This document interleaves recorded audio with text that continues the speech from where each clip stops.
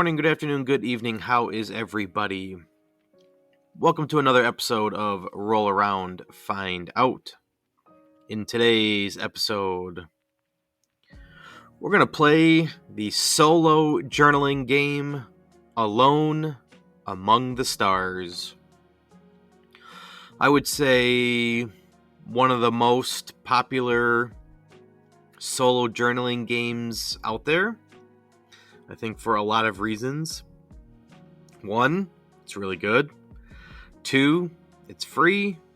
3, it's very simple, very straightforward. I tend to record episodes that are right around an hour and a half. Sometimes more, sometimes less.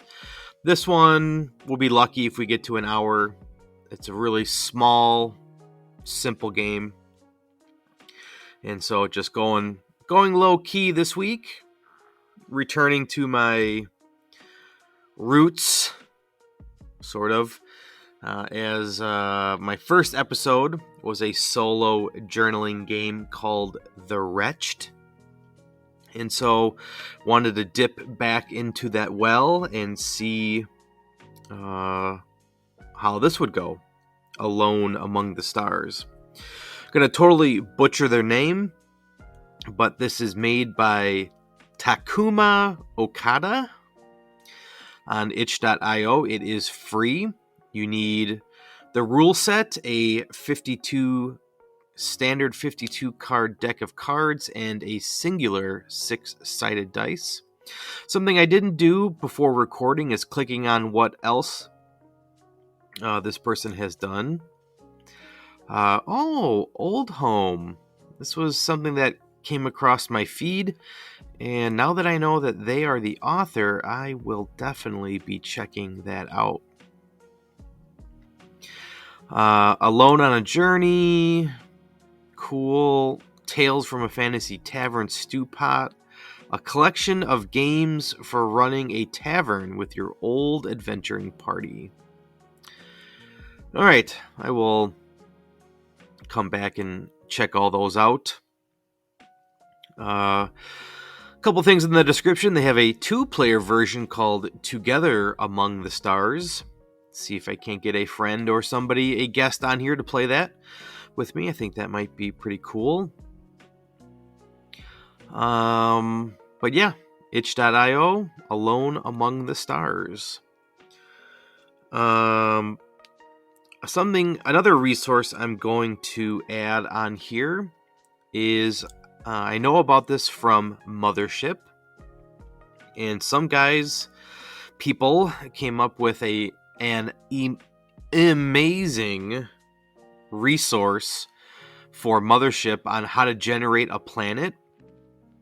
And we're kind of sort of going to do like everything that's on here, but using the card flips and dice rolls.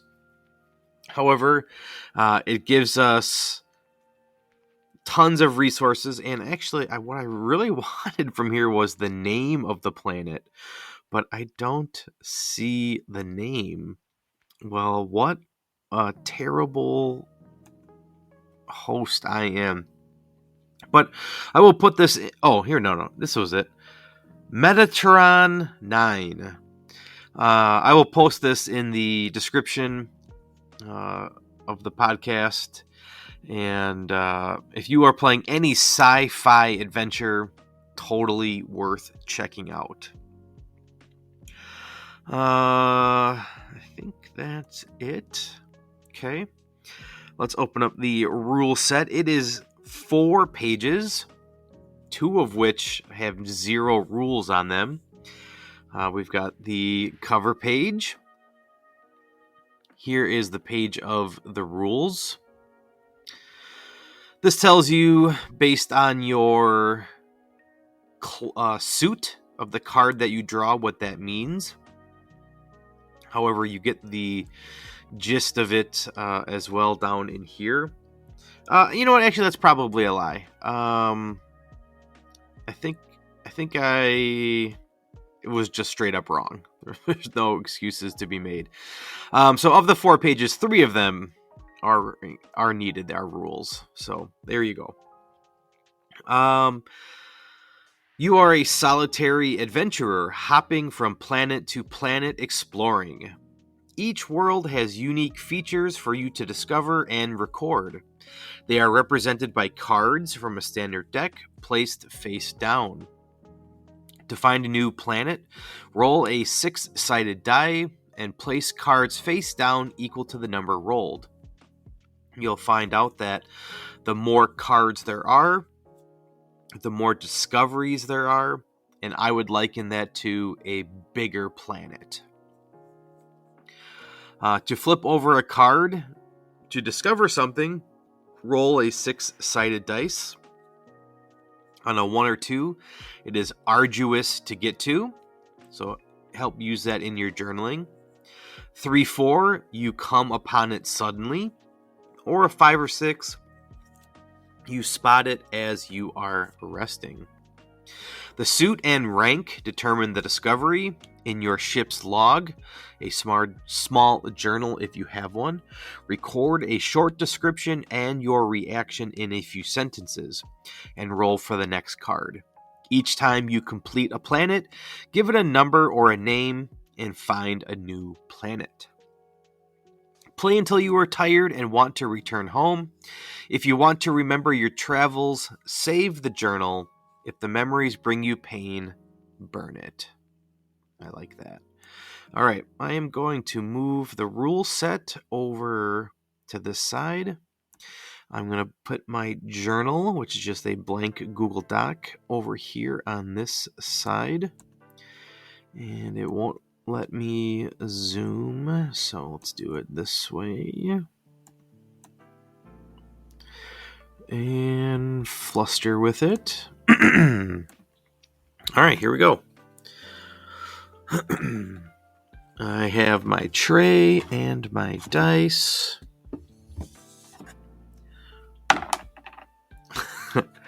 Off to an amazing start. We have rolled a 1. All right, I am a solitary adventurer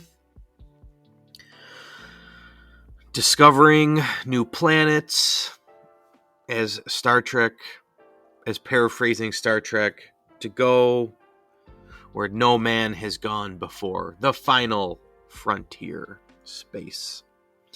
All right. I am rolling. Okay, to flip over a card, discover something, roll my dice again. All right. I come upon this planet. Suddenly, it's not on any map. I discover a king of spades. A king means it is floating in the air. All right, I land on this planet, and floating in the air, I get to pick. It's my journal. It says natural phenomena. Huge crystal formations, mirages, vividly colored lighting, strange clouds, rocks eroded in strange shapes, veins of precious metals, etc. Could definitely use ChatGPT for this, but I'm going to try and use my own brain as much as I can. So I will say that suddenly, kind of like the Northern Lights, a series of wavy light patterns churn in the sky. I only have one card, so that is my one description. Let's give it a name. Let's bounce back to this and refresh it. Here we have Planet Satiri of Love. Oh, I love it. Satiri.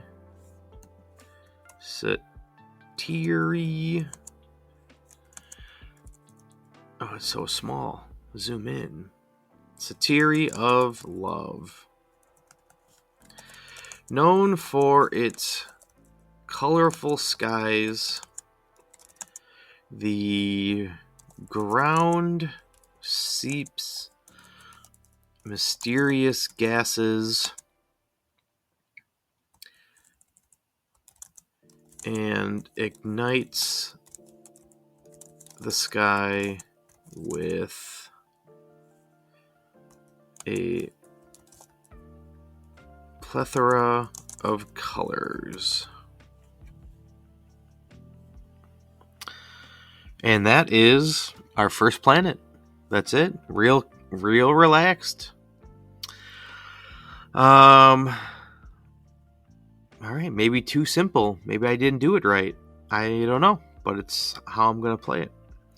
So I explore a satire of love, am enamored by the skies, but not much in terms of life here.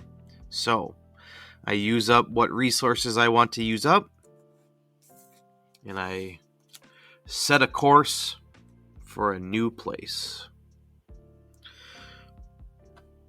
Roll my d6 and the extreme opposite. We are at a 6. 1, 2, 3, 4, 5, a 6. These are some really old cards. I believe these are the ones I used in The Wretched. They look like Magic the Gathering cards. That is the back that they have, but they are a normal set of playing cards, and I must have been 10, 11, or 12 when I got these at the actual Wizards of the Coast store in Seattle when I traveled there. Okay, so it is a large planet. I go from a small planet to a large planet. I'm going to turn over a card, which means I have to roll a dice. And it is a 5. So on a 5 or 6, I spot something as I'm resting. So I come across this massive planet. Get comfortable. Figure out my plan, my strategy. I'm about to set out, and I'll flip over a card as I find an 8 of hearts. An 8 is on a glacier, and hearts mean it is in ruins. Mysterious obelisks, vine-covered temples, abandoned dwellings for people bigger than you, a wrecked spaceship, etc. All right, hearts are ruins. So I am on top of this glacier, and I notice ice dwellings. People used to live on this glacier.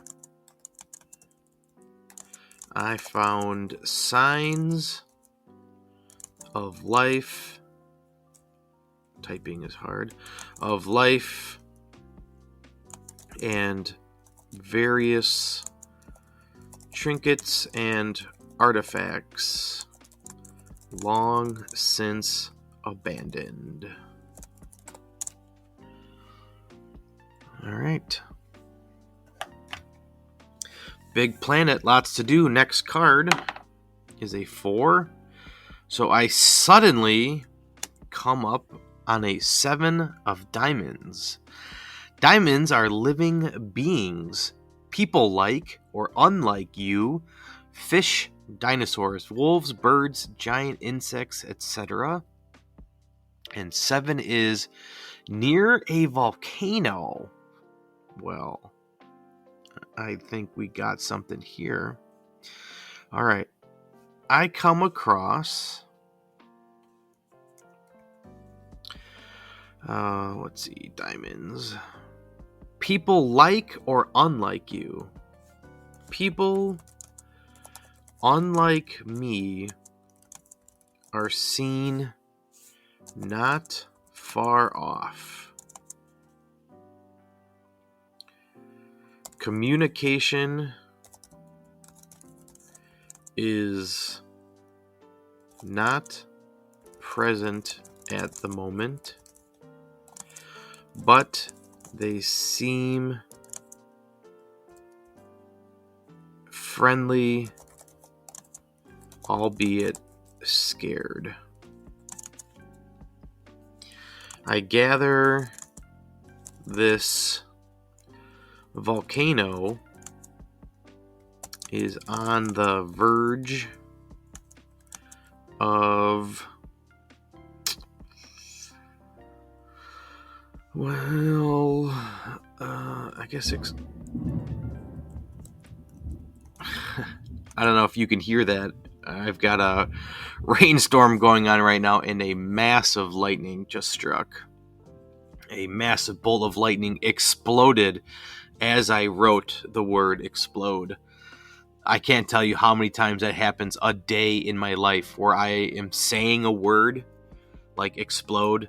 It's not something I say, every 50 words in my life, but all of a sudden I'll be reading and then the word explode pops up. Or I'm watching TV and somebody says explode while I'm saying it or thinking it. It happens to me all the time. All right, side tangent. I gather this volcano is on the verge of exploding. It may be the reason why these people fled their homes, though that appeared to be so very long ago. All right, next card is a 3. So suddenly, an ace of diamonds. In a field taller than you, more creatures. Let's say, okay. Suddenly,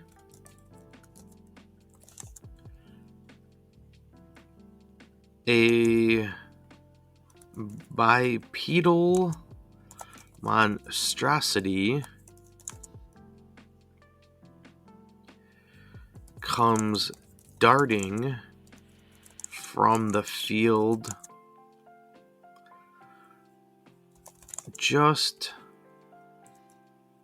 west of our location.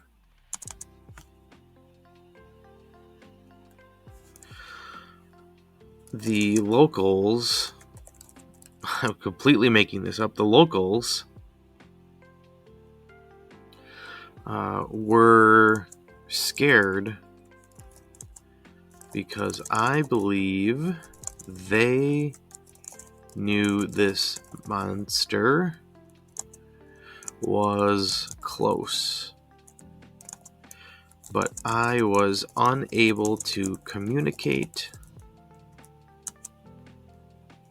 effectively about this. All right, so it's got glaciers, it's got volcanoes right next to each other, tall grass, and dinosaur type creatures. I'll say I offer my assistance. All right, next card. Let's see how this flows together. A 3 or 4 would be ideal. It is a 1. All right, it is arduous to get to. That actually might be even better. I have a Queen of Hearts. In deep water. Okay. In deep water, there are ruins, mysterious obelisks, vine-covered temples, abandoned dwellings for people bigger than you. All right, well, we already had this, so I offer my assistance. The monster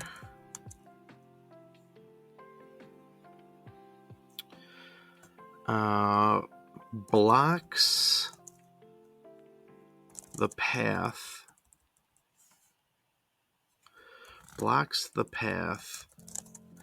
back to the glacier.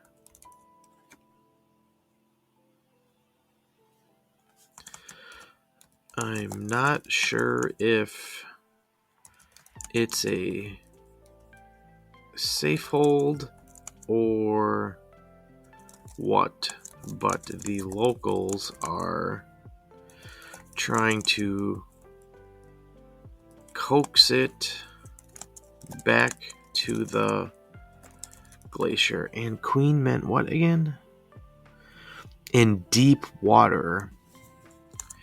The volcano, I believe,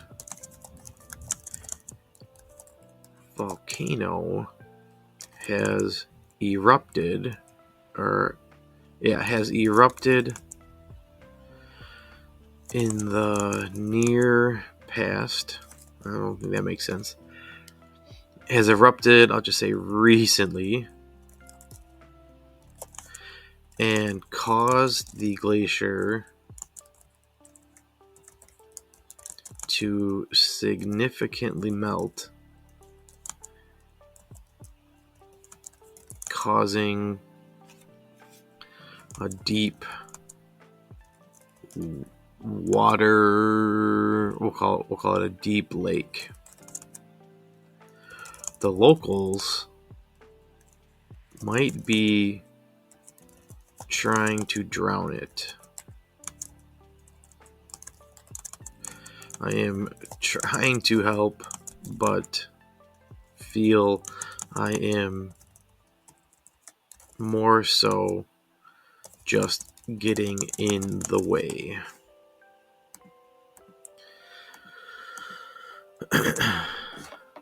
All right, next card. Got a lot going on here. A 5, which means while I am resting, well, it's my game. It's how I want to play it. We're gonna negate that roll and say it's either arduous or come upon suddenly based on what this means. A Jack of Spades. Okay, in the desert. All right, I am definitely not playing this one correctly. Spades are natural phenomena, huge crystal formations, mirage, vividly colored lighting. All right, I'm trying to help, but I feel more so just getting in the way. How is it I didn't notice before this glacier, redundant but made of ice, is somehow surviving in this desert where a volcano sits? Physics have no home here. All right, I like that. I'm not playing it right, but I'm making it an interesting adventure, we shall say. Down to my last card, a 5, which means I suddenly come across on a cliff face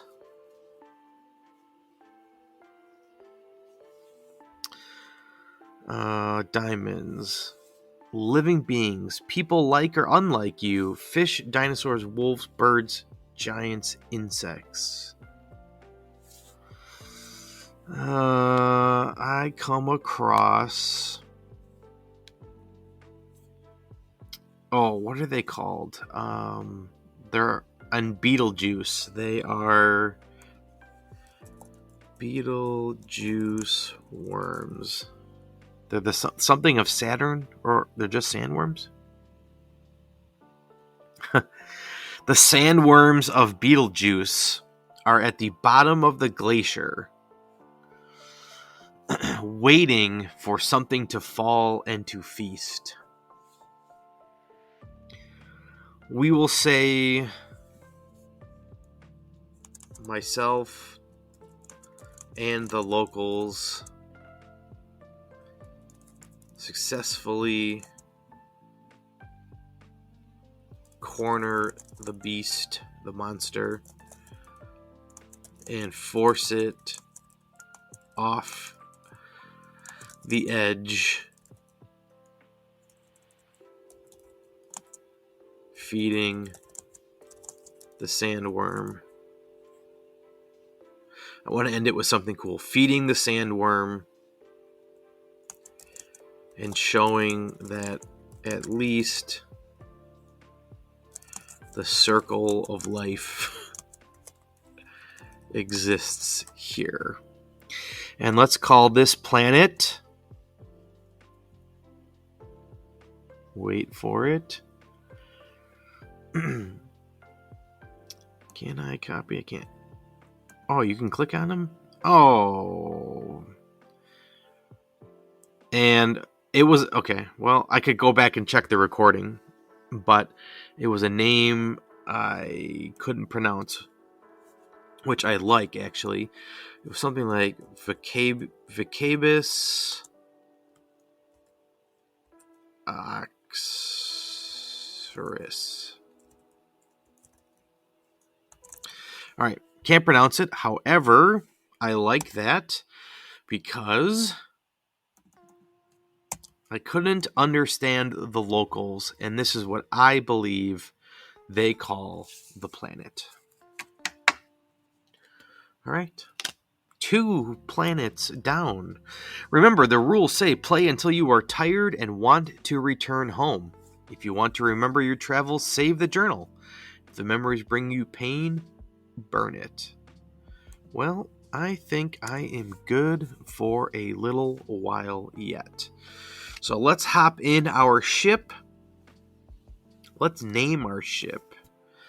Spaceship name.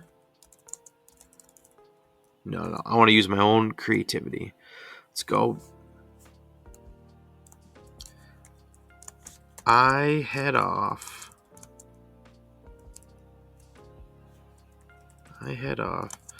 back into,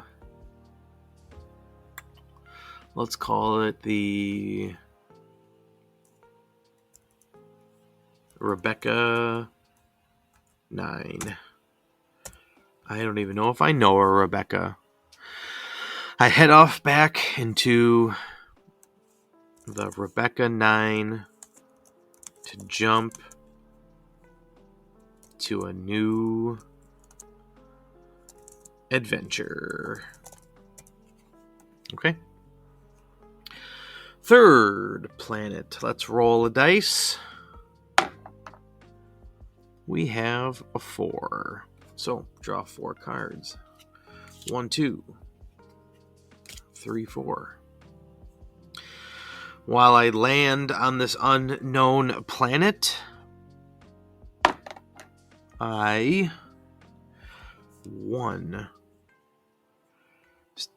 arduously get to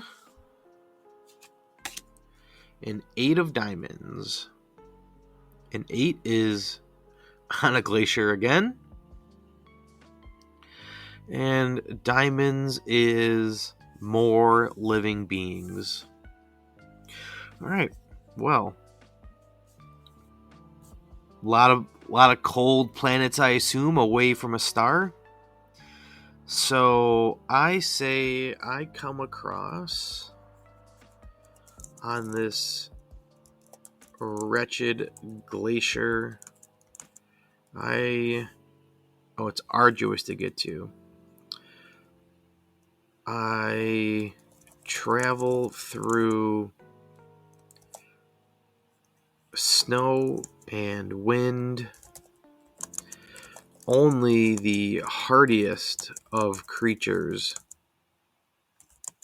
would live in this environment.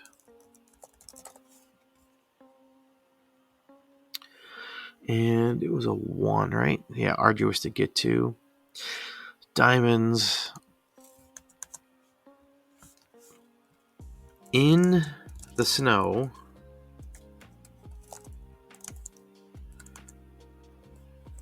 I find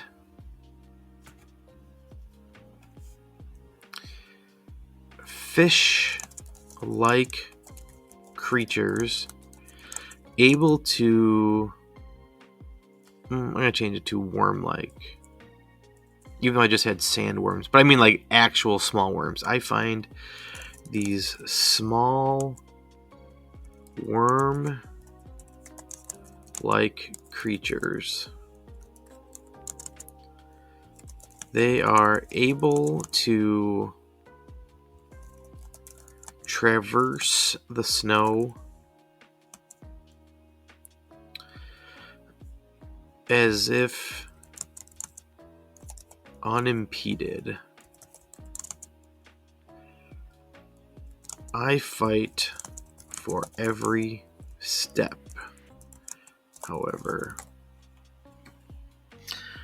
Okay. Next discovery on the planet. A 6.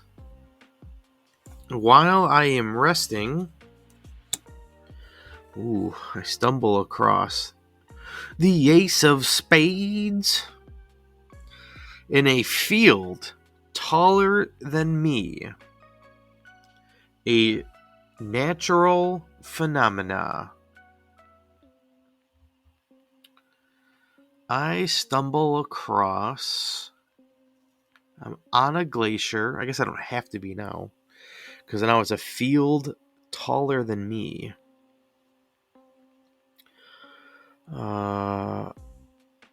Okay, we'll tie this in.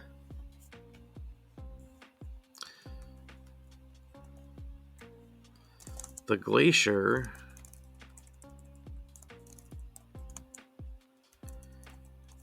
seemingly won and built into the ground.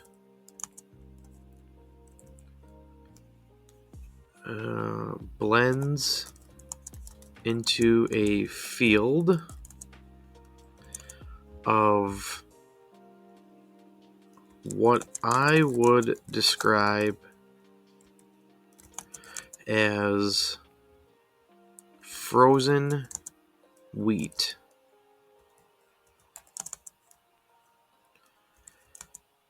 It flows,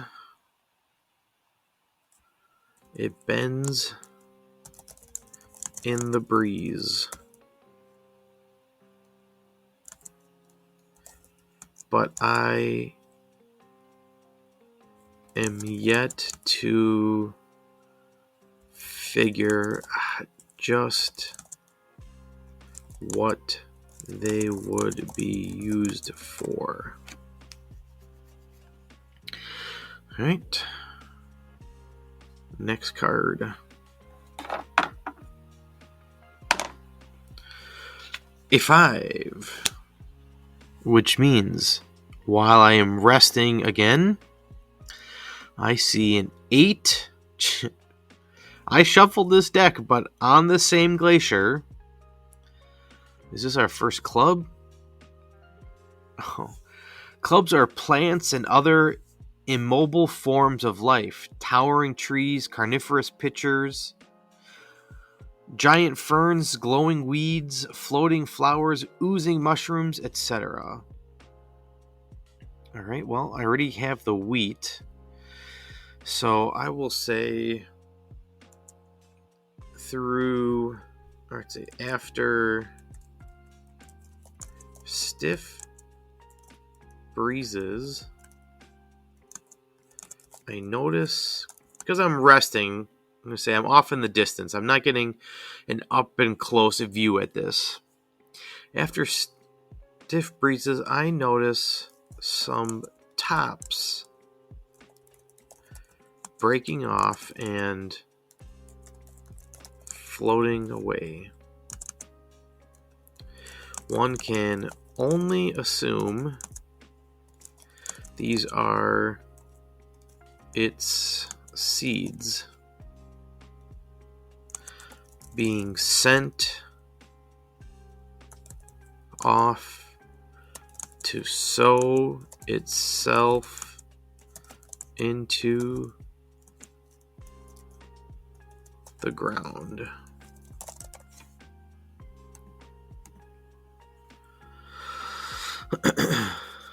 Right. Last card.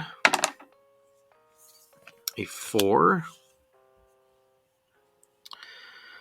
Which means I suddenly come across a Jack of Hearts in the desert. I find ruins, mysterious obelisks, vine-covered temples, abandoned dwellings for people bigger than you, a wrecked spaceship, etc. All right, in a desert. I don't know what the other options are, but I'm gonna say it's like a frozen wasteland. That's my desert.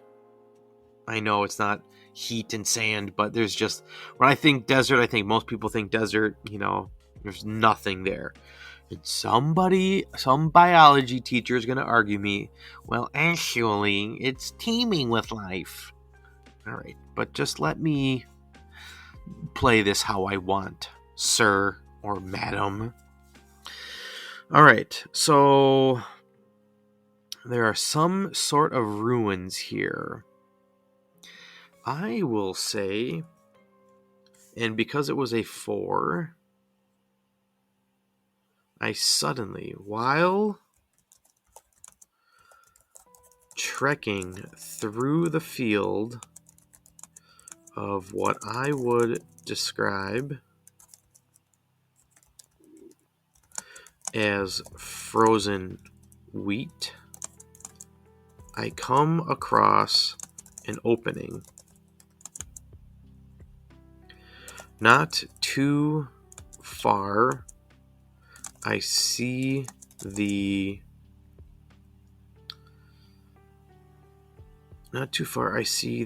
wheat pick back up again. I look around and see what I believe are multiple paths.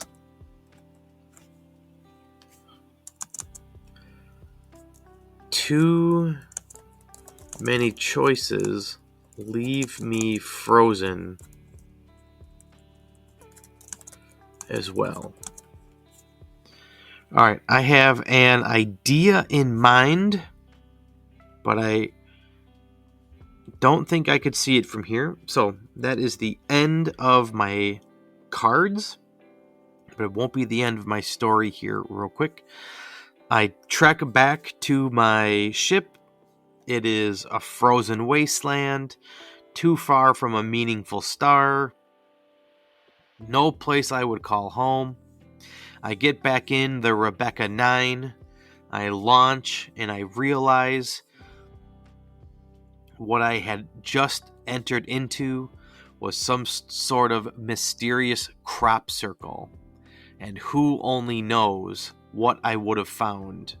Friend, foe, treasure, trap. Somewhere deep in those crop circles.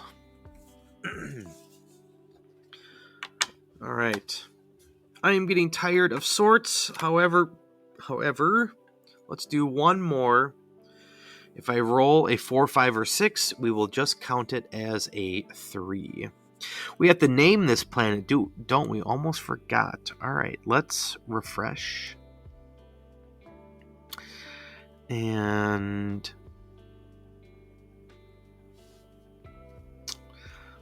because there was nothing there, I am going to use what I would call the official scientific name.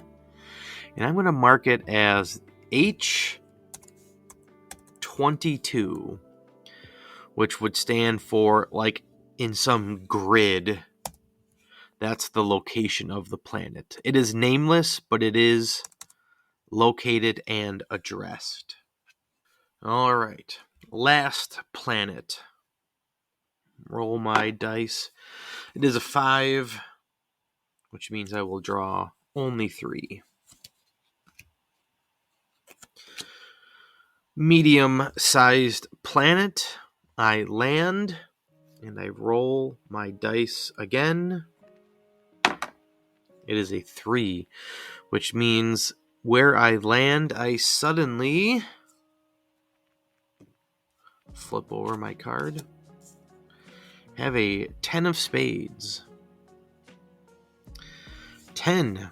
On a cliff face, I discover another natural phenomena.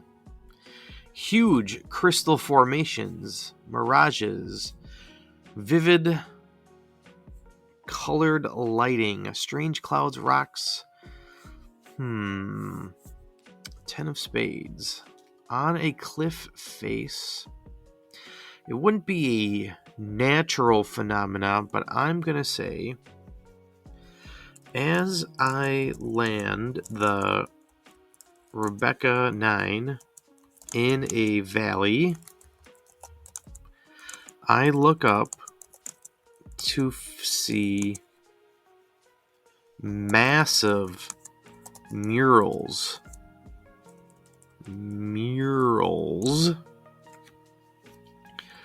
paint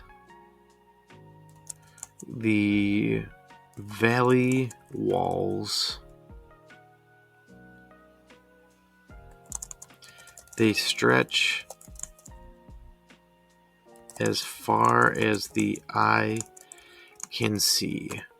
It would actually be pretty cool. Imagine like the Grand Canyon and somebody paints a stretch of the wall inside. Random thought I had. Okay. Never would have thought of that without playing this. I like it.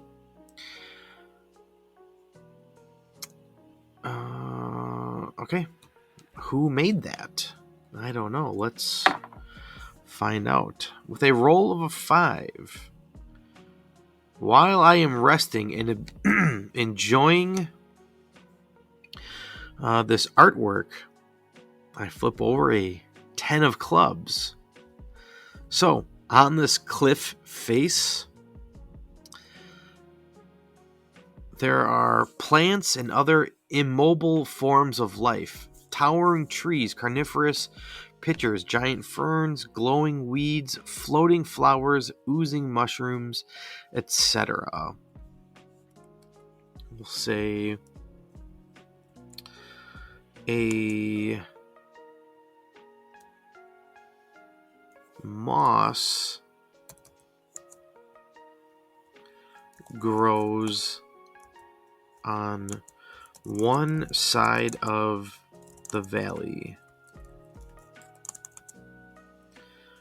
The quote-unquote murals appear to use it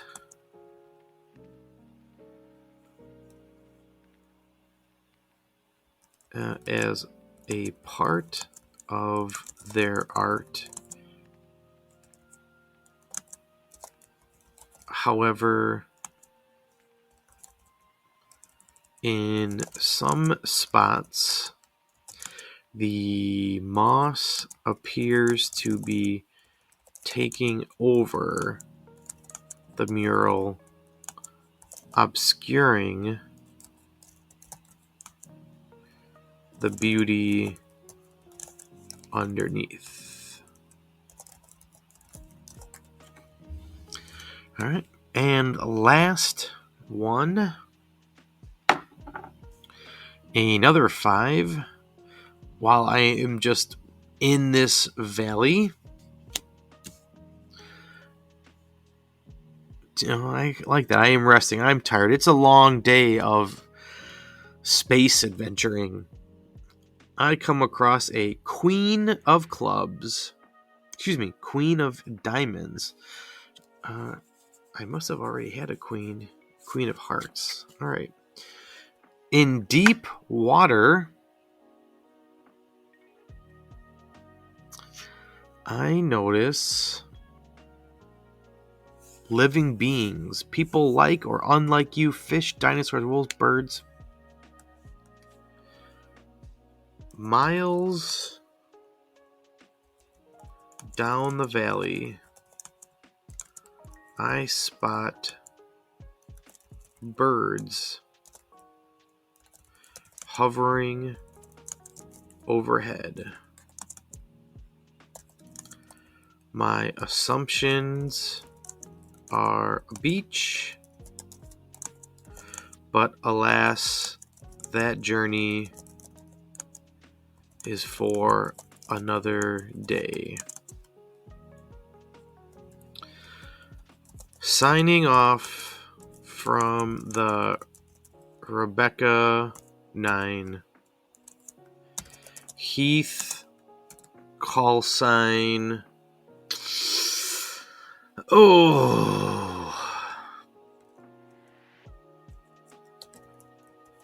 Bearded brute.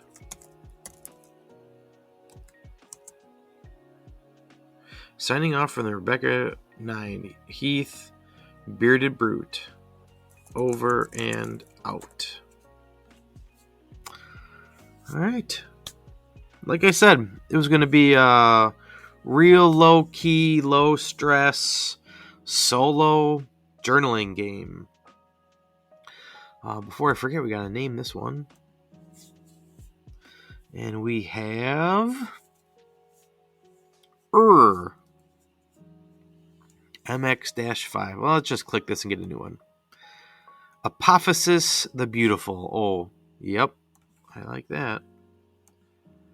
Because it was beautiful. All the murals there. Who made them? Apophysis the Beautiful. Works for me. Real low key. Because it's just in my nature. I just have to critique it. I mean, you get what you get with the card flips. I don't know if I would have liked different tables. Like, okay, if you drew a club, then you have all of the card options that would fall under what it means for clubs. Because what I mean is you've got 10, 11, 12, 13, 14 types here.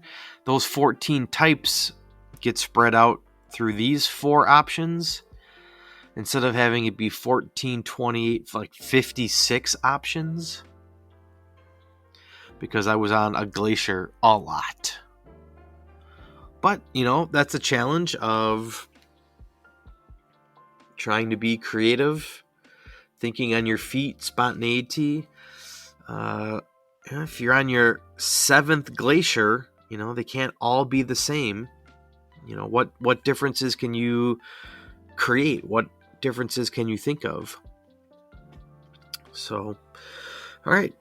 That will do it for Alone Amongst the Stars. I feel that name is quite fitting. And I spent, probably 50 minutes here.